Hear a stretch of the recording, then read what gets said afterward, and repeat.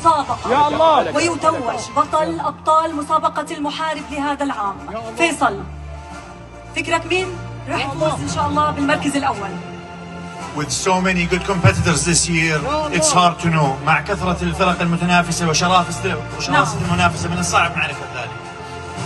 ولكن سوف نعلن الآن عن الفائز ببطل محارب مسابقة هذا العام بنسختها الرابعة عشر، جهاز مكافحة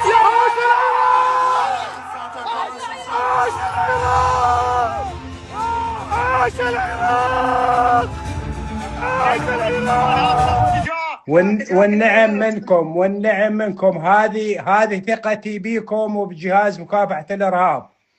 أنا أعرفكم، أنا أعرف، وهذه مو غريبة عليكم، مو غريبة أن تكونون أنتم بالمركز الأول.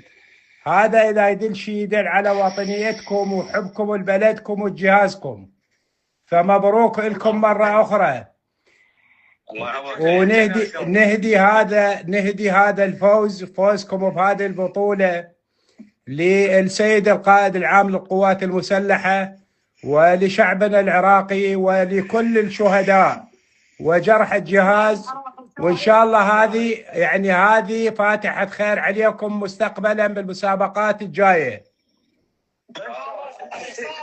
ألف مبروك، ألف مبروك مرة أخرى لكم، وإن شاء الله باكر ننتظركم تعودون للوطن بسلامة إن شاء الله.